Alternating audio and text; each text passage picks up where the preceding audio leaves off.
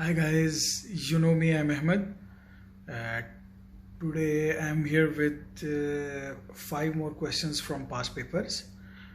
I'm doing an experiment. I have collected 5 questions from different past papers and they have some common theme. Okay, what is the theme? We will come to know when I will tell you the answers and discussion about all these in next video. Be ready to solve these questions in this video. There are 5 questions. You have 7 minutes to solve it. Do solve it and post your answers in the comment section so we can celebrate it together, because knowledge is always fun. Let's start. This is question number 11. A young female presented in OPD with excessive hair growth problem. On examination, you noted that this hair growth is generalized, not restricted to any area.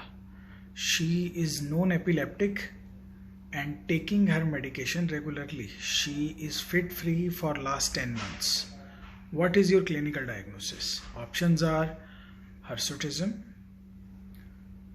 hypertrichosis, polycystic ovarian disease, part of epilepsy. Okay. Question number 12. A young female presented with excessive hair growth.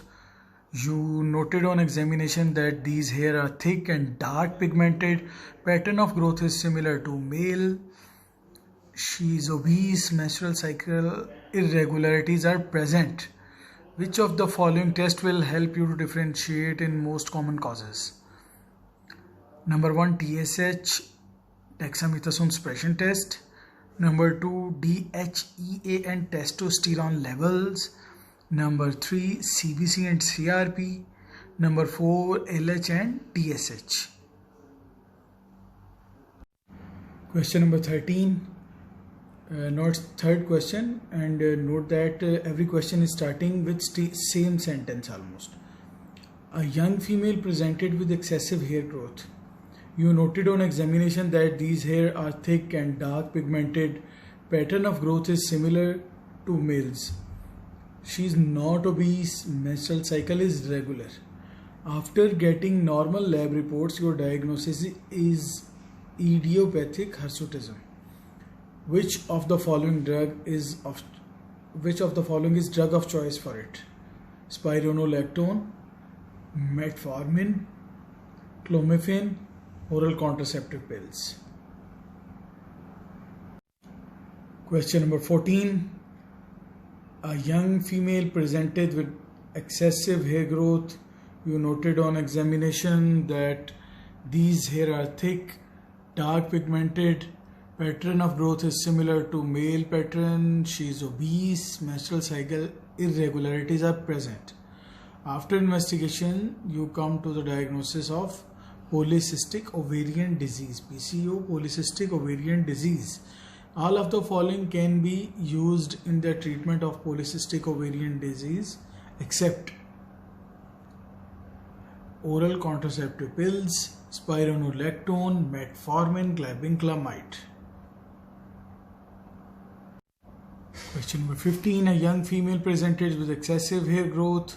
You noted on examination that these hair are thick and dark pigmented. Pattern of growth is similar to male. She is tall and an athlete.